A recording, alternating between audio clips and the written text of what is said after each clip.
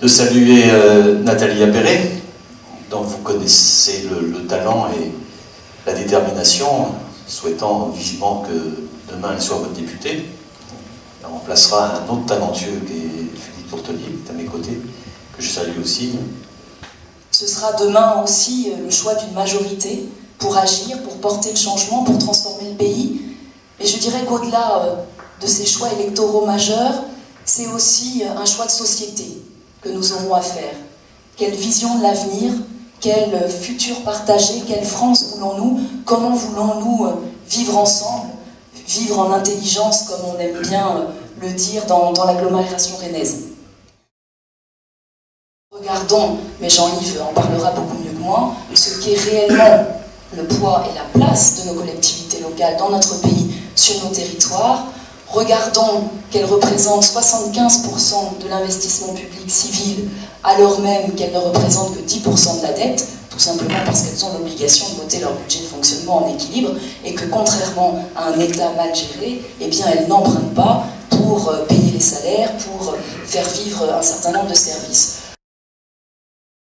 Et quand on voit les dégâts qu'a fait la RGPP sur les services publics de l'État, vous savez, ce fameux non-remplacement d'un fonctionnaire sur deux, alors, dit comme ça paraît assez sans conséquence, mais un fonctionnaire sur deux, c'est une infirmière sur deux, c'est un enseignant sur deux, c'est une personne sur deux dans le service public postal, et on voit au contraire à quel point les services publics, et notamment ceux qui ont été mis en place par nos collectivités, ont joué un rôle formidable d'amortisseur de cette crise. Les économistes diraient un rôle contracyclique, de façon à offrir un filet de protection, notamment pour ceux qui payaient le plus lourd tribut à la crise, pour ceux pour qui les fins de mois sont difficiles. En tant qu'hommes et femmes de gauche, disons-le très très fort que ce n'est pas non plus la faute aux étrangers, et que toutes ces questions, celles complexes de l'immigration, ne sont sûrement pas une question de nombre, une question de quota, mais bien une question de politique d'immigration, une question de droits de l'homme, une question de valeurs fondamentales, de respect des engagements internationaux de la France, et notamment des conventions de Genève, du respect de la possibilité pour chacun de quitter son pays parce qu'il est menacé pour demander asile, du respect du droit des familles et du regroupement familial, et surtout d'une vraie politique d'intégration. Alors c'est vrai que quand on a supprimé l'allocation temporaire d'accueil, quand on a divisé par deux les places dans les centres d'hébergement des demandeurs d'asile, quand on a introduit un ticket d'entrée pour l'aide médicale d'État, eh bien oui, c'est l'échec d'une politique d'intégration qui est signée, et d'ailleurs le Haut Conseil à l'intégration l'a dénoncé de manière brillante et tout à fait objective. Donc la situation est compliquée, c'est pas pour ça qu'il ne nous faut pas agir, et c'est pour ça, au contraire, qu'il nous faut changer et qu'il nous faut porter François Hollande dans cette volonté de transformation, dans cette volonté de changement. Au contraire d'un discours de peur, d'un discours de haine, François Hollande, c'est le choix de la confiance, le choix du sérieux, cette gauche sérieuse, mais sérieusement à gauche, selon la formule de François Hollande. Et j'ai presque envie de dire que c'est le choix de l'espérance ou de l'espoir. Et cette question de l'espoir, elle s'adresse en particulier aux plus jeunes, en particulier aux nouvelles générations. Et il y a une urgence, un impératif à renouer avec ce rêve français, à redonner un espoir aux nouvelles générations, à faire entendre aux jeunes qu'il n'y a pas de fatalité à ce qu'ils vivent moins bien que leurs parents, qu'il n'y a pas de fatalité à ce qu'ils restent durablement dans la galère, galère dans l'accès au logement, galère dans l'accès à l'emploi, galère dans l'accès à la santé et globalement dans l'accès à l'autonomie, ressentiment aussi par rapport à un système éducatif qui ne leur permet plus d'accéder à un diplôme, puisque 150 000 d'entre eux sortent chaque année du système scolaire sans diplôme, et ressentiment par rapport à un système, à une société qui semble les laisser sur le bord du chemin. Et François Hollande a raison de faire de la jeunesse une priorité, et c'est, je crois, le message que nous devons aussi porter, en particulier en direction des plus jeunes, en direction de leurs parents, en direction de leurs grands-parents, Non, les jeunes ne sont pas condamnés à la galère. Non, il y a d'autres choix possibles. Certes, la situation est difficile, certes, ce ne sera pas facile, certes, François Hollande ne rasera pas gratis demain, mais il y a d'autres choix, des choix politiques, des choix basés sur des valeurs. Ce projet, il est d'abord fondé sur des valeurs. Ces valeurs, celles de l'égalité, celles de la justice, celles de la solidarité. J'ai envie de dire égalité partout et à tous les étages. D'abord à l'école, avec l'obligation de renouer avec cette promesse républicaine, avec ce désir de faire en sorte qu'aucun des enfants de la République ne reste à côté de l'avenir commun, du futur partagé, avec le refus des classes surchargées, des suppressions de postes d'infirmières scolaires, de psychologues, dans les réseaux d'aide notamment, avec le refus tout simplement d'un système éducatif qui ne tient plus ses promesses et qui, au lieu de lutter contre les inégalités, ne fait que les renforcer et ne fait que dégrader aussi ce qu'est notre modèle de formation, ce qu'est notre potentiel éducatif, qui sera demain notre potentiel de création, d'innovation et de notre potentiel d'emploi. Donc oui, 60 000 postes créés dans l'éducation nationale dans un contexte budgétaire contraint, c'est ambitieux, mais c'est une ambition on ne peut plus nécessaire, et nous devons considérer les uns et les autres que l'école doit être une priorité, qu'il nous faut réformer certes en profondeur le système éducatif, qu'il nous faut le faire avec les parents, qu'il nous faut le faire avec les enseignants, qui ont eux aussi pas mal morflé tant dans les actes que dans les discours prononcés par le président de la République. D'ailleurs, on a tout simplement considéré qu'enseigner, ça ne devait pas être un métier,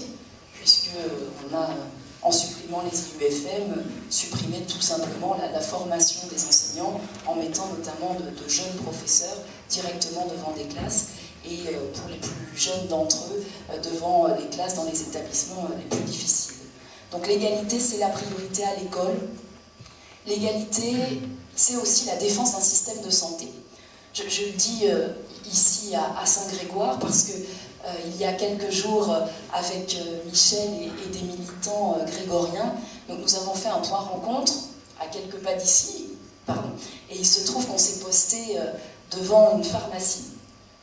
Alors c'était produit du hasard, et puis parce qu'on avait repéré les flux de passants dans des techniques militantes particulièrement abouties pour poser notre chevalet. Cette coïncidence nous a permis d'avoir de nombreux échanges sur la santé.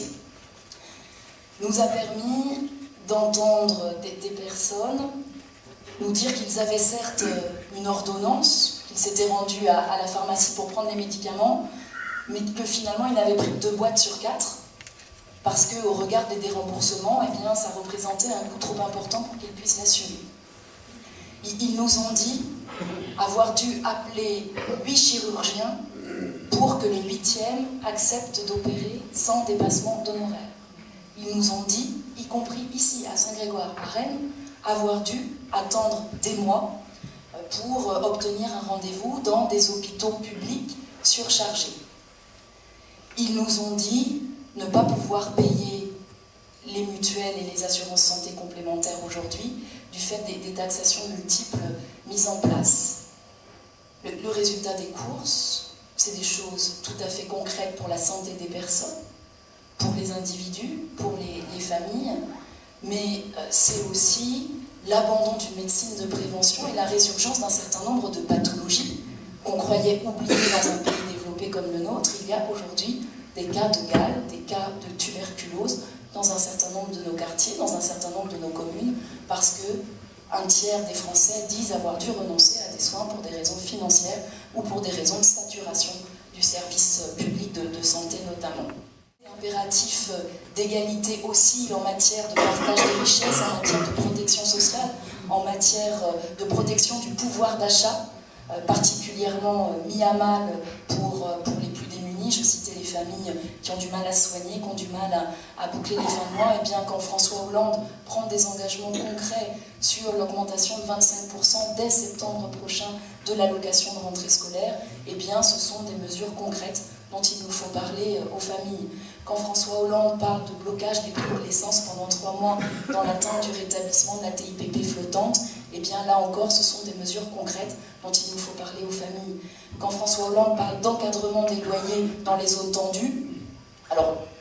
d'autres ont fait la girouette pour dire oui mais non, mais oui mais peut-être, en tout cas pour François Hollande, c'était depuis le début dans son programme comme une nécessité de permettre à chacun d'accéder au logement. Il l'a dit devant la Fondation Abbé Pierre, il l'a dit en prenant des engagements très clairs sur l'encadrement des loyers, mais aussi sur un durcissement des conditions de la loi SRU, sur une obligation de construire 25% de logements sociaux dans toute opération, et sur une pénalisation plus forte des communes,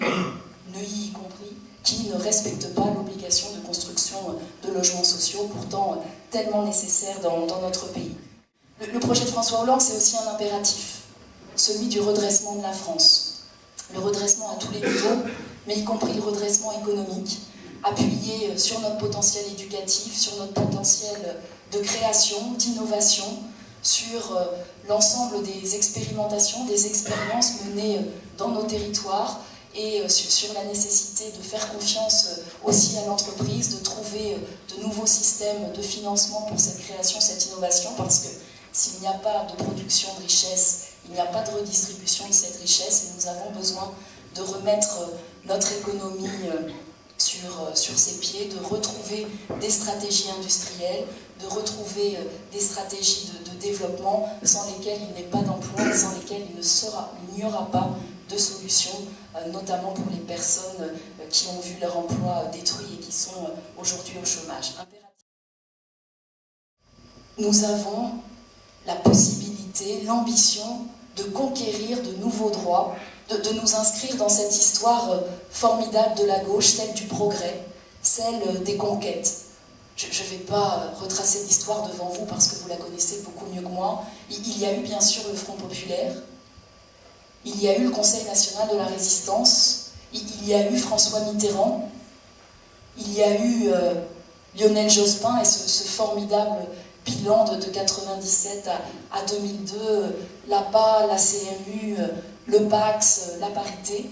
Et bien demain, il y aura François Hollande et la possibilité encore de nouveaux droits, de nouvelles conquêtes. Le droit de vote des étrangers aux élections locales, ça n'a jamais été possible jusqu'alors parce que nous n'avions pas de majorité au Sénat. Désormais nous l'avons, ce sera possible. Ce sera possible d'adresser un message à ceux qui vivent sur le territoire français depuis longtemps, qui scolarisent leurs enfants, qui travaillent, qui payent des impôts, et bien qu'ils ont une capacité aussi à exprimer leur volonté, à participer pleinement à la citoyenneté locale, comme ils participent déjà pleinement à la citoyenneté associative. Droit de vote des étrangers, droit au mariage, à l'adoption, pour tous les couples qui s'aiment, limitation...